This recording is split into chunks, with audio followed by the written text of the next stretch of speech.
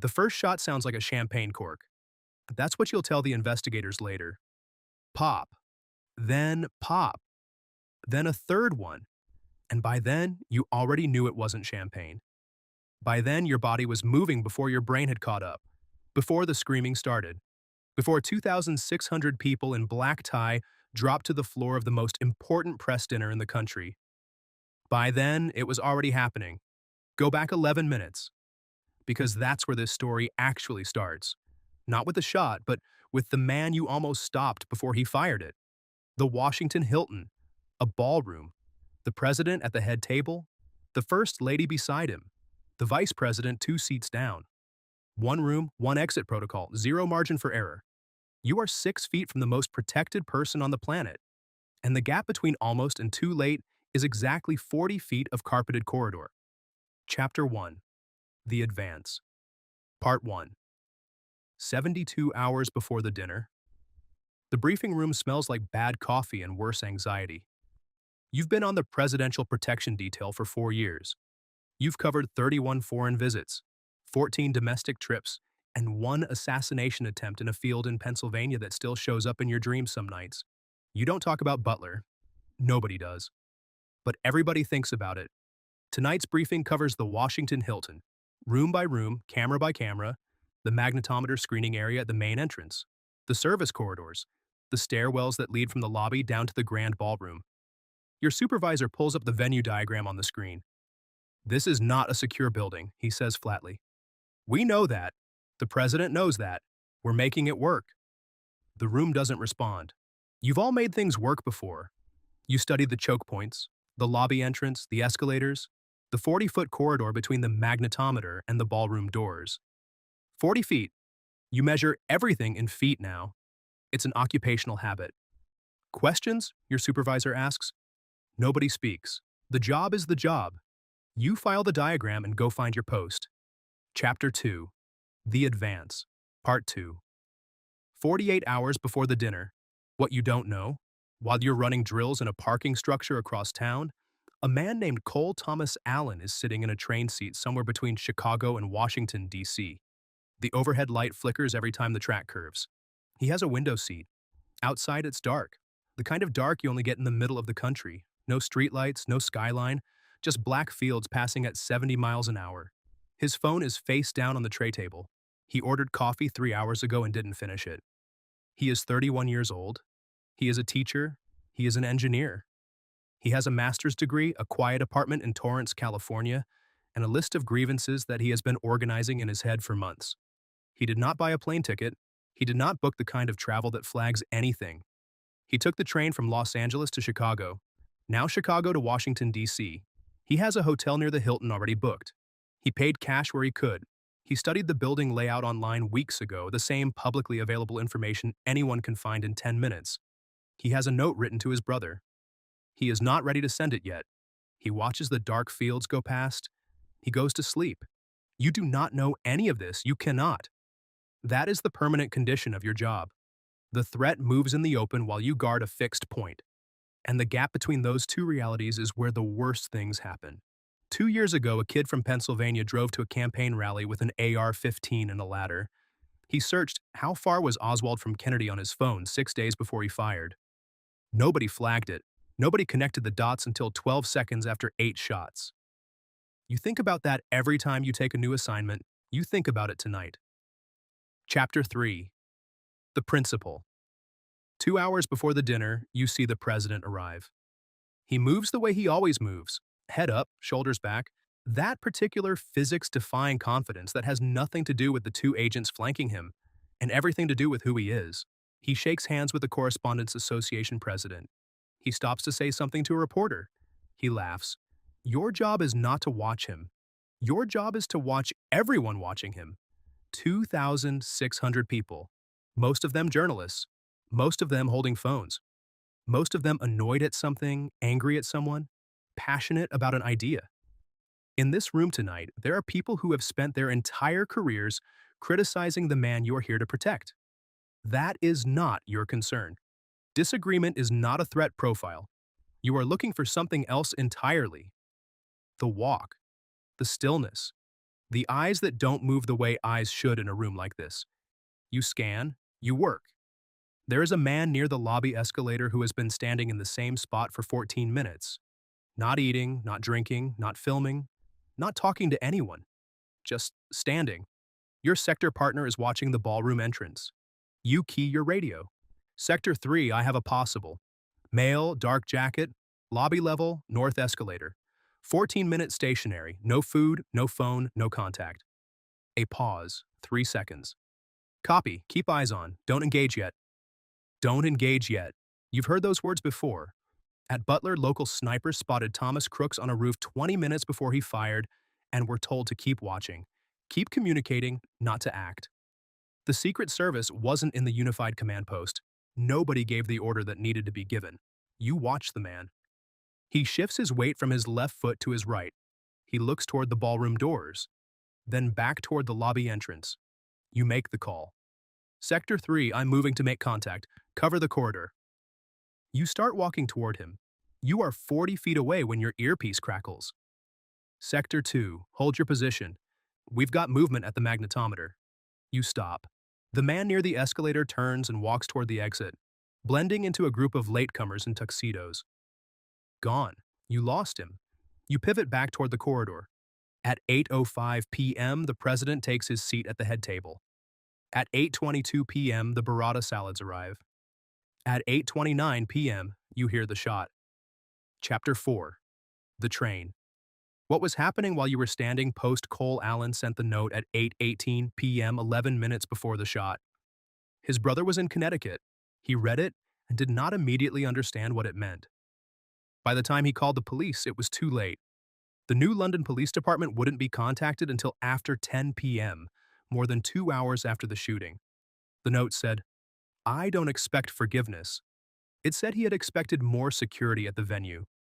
It said he had been surprised by how accessible the building was. It said administration officials were targets, ranked from highest to lowest. He had a shotgun, a handgun, and 3 knives. He had traveled 2,800 miles by train because trains don't have the same security architecture as airports.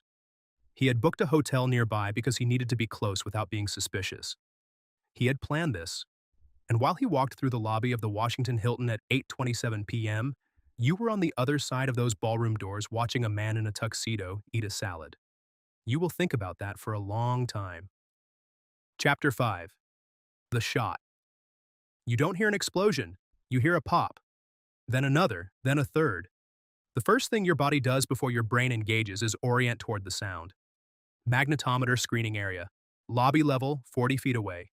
The second thing your body does is move. Protocol is instinct when you've trained it long enough. You don't decide what to do. You do it. Shots fired, lobby level, evacuate the principal, now. The ballroom is 2,600 people, and for exactly 2 seconds, it is completely silent. Then it is not. Chairs scrape, people drop to the floor, someone screams. Someone starts filming. Someone near the back begins chanting something. You don't hear what, and it doesn't matter. Your eyes go to the head table. The president is already surrounded. 4 agents, a human wall, pulling him up from his chair and toward the service exit. The first lady is moving. The vice president is moving. Press Secretary Levitt is being pulled away from a microphone she never got to use. Armed agents in tactical gear materialize on the elevated dais as if they were always there, because they were. You are not with them. That is not your assignment. Your post is the corridor, the 40 feet between the lobby and the ballroom doors. You move toward the sound. Chapter 6. The corridor. Then you see him. Allen is 30 feet ahead of you, running. He has already cleared the magnetometer. The checkpoint is behind him. He still has the weapon raised.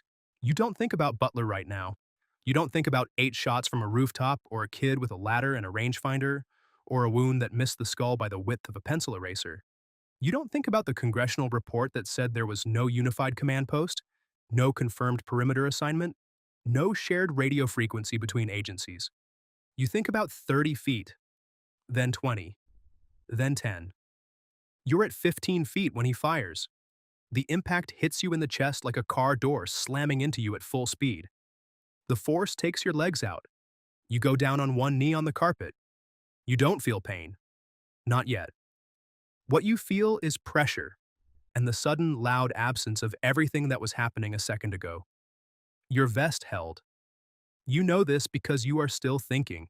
Two officers reach Alan and take him to the ground near a staircase. A third is at your side.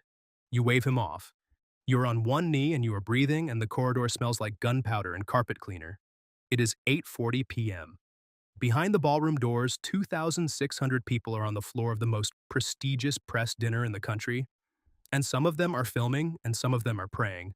And some of them, you will learn later, are chanting USA because that is what people do when they don't know what else to do. The president is in a secure holding area. You stay on one knee for another 10 seconds. You count them. Then you stand up. Chapter 7. The Debrief. The hospital confirms 3 cracked ribs.